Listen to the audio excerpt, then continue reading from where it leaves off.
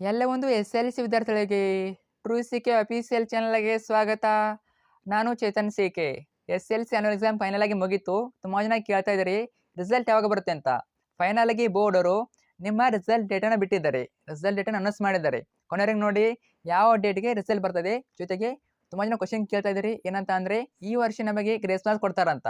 ಈ ವರ್ಷ ನಮಗೆ ಗ್ರೇಸ್ ಮಾರ್ಕ್ಸ್ ಕೊಡ್ತಾರಾ? ಮತ್ತೆ ಪಾಸಿಂಗ್ ಮಾರ್ಕ್ಸ್ ಎಷ್ಟು? ಮೌಲ್ಯಮಾಪನ ಪ್ರಕ್ರಿಯೆ, ಪೇಪರ್ ಚೆಕಿಂಗು ಯಾವ ರೀತಿ ಮಾಡ್ತಾರಂತ ಕಂಪ್ಲೀಟ್ ಆಗಿ ಮಾಹಿತಿ ಕೊಡ್ತೀನಿ. ಕೊನೆವರೆಗೆ ನೋಡಿ ಸಂಪೂರ್ಣ ಮಾಹಿತಿಯನ್ನು ಕೊಡ್ತೀನಿ. ಯಾರೆಲ್ಲ ಎಕ್ಸಾಮ್ ಬರೆದಿದ್ದೀರಾ, ಯಾರೆಲ್ಲ ಎಸ್-ಎಲ್-ಸಿ ಆನ್ಯುವಲ್ ಎಕ್ಸಾಮ್ ಬರೆದಿದ್ದೀರಾ, ಕೊನೆವರೆಗೆ ನೋಡಲೇಬೇಕು. ತುಂಬಾನೇ ಇಂಪಾರ್ಟೆಂಟ್ ವಿಡಿಯೋ. ತಪ್ಪದೆ ಕೊನೆವರೆಗೆ ನೋಡಿ. ಕೊನೆವರೆಗೆ ನೋಡಲೇಬೇಕು, ತುಂಬಾನೇ ಇಂಪಾರ್ಟೆಂಟು. ಓಕೆ, ಬನ್ನಿ ಇವತ್ತಿನ ಈ ಒಂದು ವಿಡಿಯೋನ ಶುರು ಮಾಡೋಣ.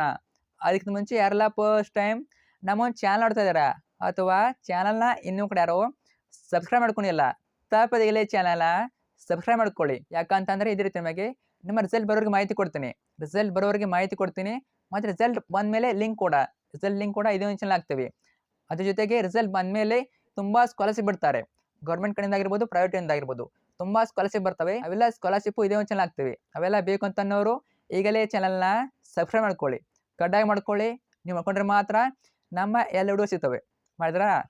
ಜೊತೆಗೆ ವಿಡಿಯೋನ ಲೈಕ್ ಮಾಡಿಬಿಟ್ಟು ಎಲ್ಲ ಫ್ರೆಂಡ್ಸಿಗೆ ಶೇರ್ ಮಾಡಿ. ಯಾರೆಲ್ಲ ಫ್ರೆಂಡ್ಸ್ ಇದ್ದಾರೆ ಮೀಟ್ ಅಂತಲ್ಲಿ ಅವ್ರಿಗೂ ಶೇರ್ ಮಾಡಿ. ಅವ್ರಿಗೆ ಮಾಹಿತಿನ ಹೇಳಿ. ಅವ್ರಿಗೆ ಗೊತ್ತಿರೋದಿಲ್ಲ ರಿಸಲ್ಟ್ ಯಾವಾಗ ಬರುತ್ತೆ ಏನು ಅಂತ. ಖಂಡಿತ ಅವ್ರಿಗೂ ಶೇರ್ ಮಾಡಿ. ಓಕೆ, ಬನ್ನಿ ಇವತ್ತಿನ ಈ ಒಂದು ವಿಡಿಯೋನ ಶುರು ಮಾಡೋಣ. ಓಕೆ, ಫೈನಲ್ ಆಗಿ ಎಕ್ಸಾಮ್ ಮುಗಿದಿದೆ. ಇವಾಗ ರಿಸಲ್ಟ್ ಟೆನ್ಷನ್ ಮೇಲೆ ಟೆನ್ಷನ್ ನಿಮಗೆ. ಸೊ ಕಂಪ್ಲೀಟಾಗಿ ಮಾಹಿತಿ ಕೊಡ್ತೀನಿ. ಒಂದು 5 ನಿಮಿಷ ಆಗ್ಬೋದು. ಕೊನೆವರೆಗೆ ನೋಡಿ, ನಿಮಗೆ ಎಲ್ಲ ಡೌಟ್ ಕ್ಲಿಯರ್ ಆಗ್ತವೆ. ಓಕೆ, ಒಂದನೇ ಕ್ವಶನ್ನು ತುಂಬ ಜನ ಕೇಳೋ ಕ್ವಶನ್ ಇದೆ, ಈ ವರ್ಷ ಪಾಸಿಂಗ್ ಮಾರ್ಕ್ಸ್ ಎಷ್ಟು ಅಂತ.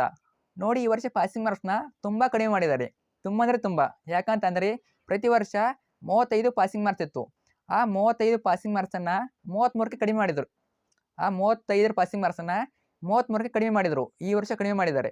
35ರಿಂದ 33ಕ್ಕೆ ಪಾಸಿಂಗ್ ಮಾರ್ಕ್ಸ್ನ ಕಡಿಮೆ ಮಾಡಿದ್ದಾರೆ. ಆ 33ರಲ್ಲಿ ಮತ್ತೆ ಇನ್ನೊಂದು ಗುಡ್ ನ್ಯೂಸ್ ಏನಂದರೆ, ನಿಮ್ಮ ಇಂಟರ್ನಲ್ ಮಾರ್ಕ್ಸನ್ನು ಪಾಸಿಂಗ್ ಮಾರ್ಕ್ಸ್ ಆಗಿ ಆ್ಯಡ್ ಮಾಡ್ತಾ ಇದ್ದಾರೆ.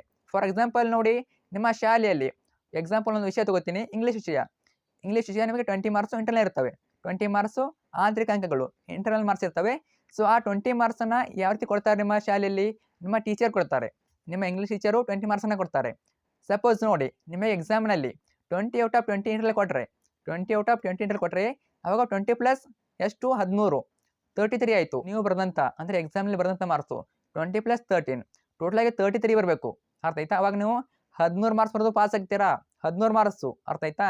ಯಾವಾಗ ನಿಮಗೆ 20 ಔಟ್ ಆಫ್ 20 ಕೊಟ್ಟರೆ ಮಾತ್ರ. ಒಟ್ಟಿನಲ್ಲಿ ಏನು ಮಾಡ್ಬೇಕು ನೋಡಿ, ಒಟ್ಟಿನಲ್ಲಿ 33 ಬರಬೇಕು. ಇಂಟರ್ನಲ್ ಪ್ಲಸ್ ನೀವು ಬರೆದಂಥ ಮಾರ್ಕ್ಸು ಎರಡೂ ಸೇರಿಸ್ಬಿಟ್ಟು 33 ಮಾರ್ಕ್ಸ್ ಬರಬೇಕು. ಇದು ಯಾವುದು 20 ಮಾರ್ಕ್ಸಲ್ಲಿ. ಮತ್ತು ಫಸ್ಟ್ ಲ್ಯಾಂಗ್ವೇಜ್ ಚೇಂಜ್ ಆಗ್ತದೆ. ಫಸ್ಟ್ ಲ್ಯಾಂಗ್ವೇಜು ಕನ್ನಡ ಚೇಂಜ್ ಆಗ್ತದೆ. ಯಾಕಂದರೆ ಇಲ್ಲಿ 25 ಇಂಟರ್ನಲ್ ಮಾರ್ಕ್ಸ್ ಇರ್ತದೆ.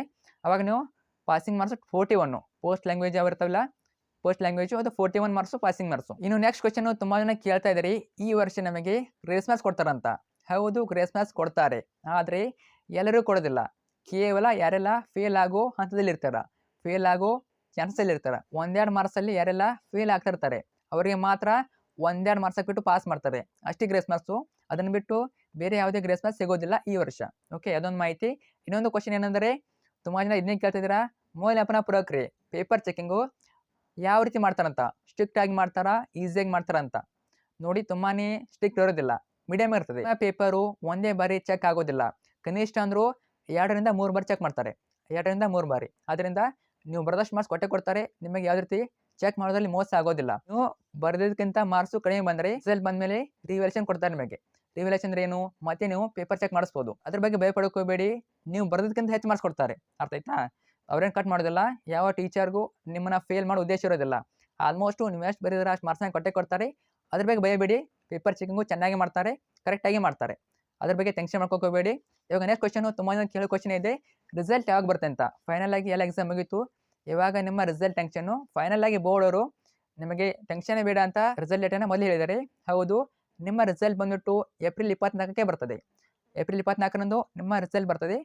ಏಪ್ರಿಲ್ 24, 2026ರಂದು ನಿಮ್ಮ ಎಸ್-ಎಲ್-ಸಿ ಆನ್ಯುವಲ್ ಎಕ್ಸಾಮ್ ರಿಸಲ್ಟ್ ಬರ್ತದೆ. ಅದು ನಿರೀಕ್ಷಿತ ದಿನಾಂಕ. ಇದೇ ಡೇಟಿಗೆ ರಿಸಲ್ಟ್ ಬರ್ಬೋದು, ಅಥವಾ ಕೆಲವೊಂದ್ಸಲ ಮುಂಚೆನೇ ಬರ್ಬೋದು. ಒಂದೆರಡು ದಿನ ಮುಂಚೆ ಬರ್ಬೋದು, ಅಥವಾ ಒಂದಿನ ಲೇಟ್ ಆಗ್ಬೋದು. ಒಟ್ಟಿನಲ್ಲಿ ನಿರೀಕ್ಷಿತ ದಿನಾಂಕ ಅವ್ರು ಗುರಿ ಇಟ್ಕೊಂಡಿದ್ದಾರೆ. 24ಕ್ಕೆ ನಾವು ರಿಸಲ್ಟ್ನ ಕೊಡ್ತೀವಂತ ಇಲಾಖೆಯವರು ಗುರಿ ಇಟ್ಕೊಂಡಿದ್ದಾರೆ. ಅಂದಮೇಲೆ ನಿಮ್ಮ result SLC annual exam 2026 result April 24ರಂದು ಬರ್ತದೆ.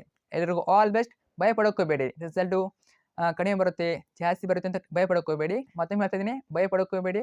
ನಿಮ್ಮ ರಿಸಲ್ಟ್ ಚೆನ್ನಾಗಿ ಬರ್ತದೆ. ರಿಸಲ್ಟ್ ಬಂದಮೇಲೆ ನಿಮಗೆ ಎಲ್ಲ ಸ್ಕಾಲರ್‌ಶಿಪ್ ಆಗಿರ್ಬೋದು, ಮತ್ತು ರಿಸಲ್ಟ್ ಬರೋವರೆಗೆ ರಿಸಲ್ಟ್ ಯಾವಾಗ ಬರುತ್ತೆ, ಮತ್ತು ಯಾವ ರೀತಿ ಚೆಕ್ ಮಾಡೋದು, ಚೆಕ್ ಮಾಡೋ ಲಿಂಕನ್ನು ಕೂಡ ಇದೇ ಒಂದು ಚಾನಲ್ ಹಾಕ್ತೀವಿ. ತಪ್ಪದೆ ಚಾನಲ್‌ನ ಸಬ್ಸ್ಕ್ರೈಬ್ ಮಾಡ್ಕೊಳ್ಳಿ. ತಪ್ಪದೆ ಮಾಡ್ಕೊಳ್ಳಿ. ನಿಮಗೆ ಗ್ಯಾರಂಟಿ ಪಕ್ಕಾ ಯೂಸ್ ಆಗ್ತದೆ ಈ ಒಂದು ಚಾನಲ್ಲು. ಯಾರೆಲ್ಲ ರಿಸಲ್ಟ್ ಯಾವಾಗ ಬರುತ್ತೆ ಅಂತ ಕೇಳ್ತಾ ಇದ್ದಾರೆ ನಿಮ್ಮನ್ನ, ಅವ್ರಿಗೂ ಶೇರ್ ಮಾಡಿ. ಅವ್ರಿಗೂ ಕೂಡ ಮಾಹಿತಿನ ತಿಳಿಸಿ. ಎಲ್ಲರಿಗೂ all the best. Friends share ಮಾಡಿ. Thank you so much.